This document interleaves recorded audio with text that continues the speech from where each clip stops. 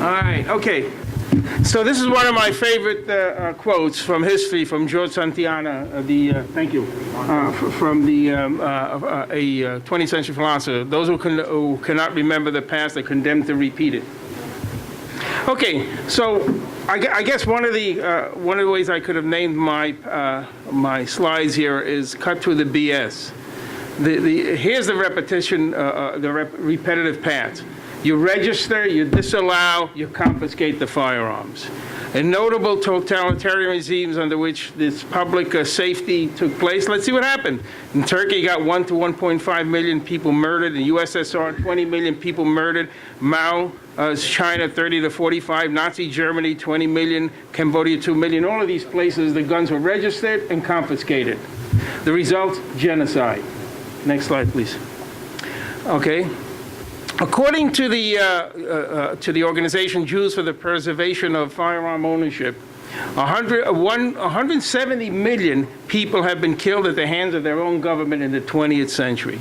And that's not including wars. Again, the basic formula: firearm registration, firearm confiscation, hopeless people. And let me tell you something else. This has happened in Canada, not the slaughter, but registration and then confiscation, and it happened to people I know when I was living in California also. Next slide, please.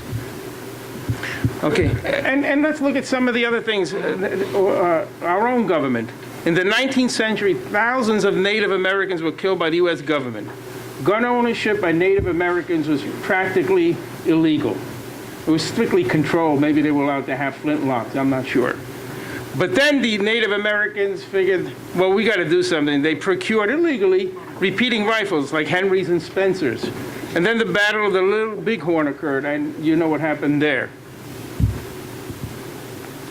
Let's look at democratic regimes, all under the pretense of public safety, the utopian model. After a mass shooting by a madman, violent crimes are allegedly reduced by confiscating the registered guns. Let's look at the UK. The first handgun, then rifles, and then you need to show a need to even get permission to buy a shotgun. A single-shot 22 caliber match rifle with a special permit must be kept in a safe with a periodic inspection. I noticed there's a friend of mine personally who was competing for the British Olympic team, has a 22 caliber rifle, and that's exactly what he had to go through. Australia, same scenario, and now pump shotguns are now disallowed.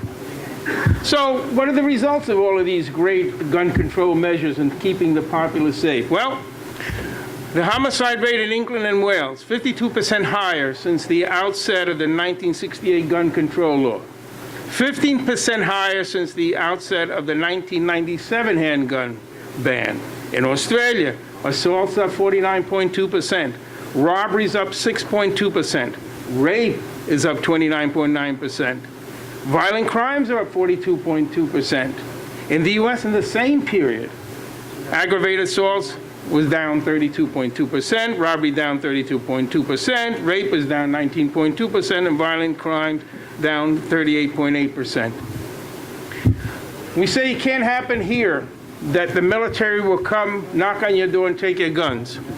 Well, I want to show you this video of what happened after the aftermath of Katrina. Can you play the video, please?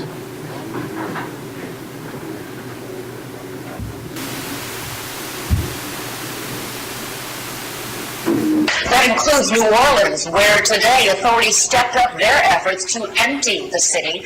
Bob Woodard is there again tonight with an extraordinary human drama unfolding. Bob? That's true, Elizabeth, and good evening from New Orleans. Here, the police and the National Guard find themselves in a very difficult position tonight to try to carry out an order to force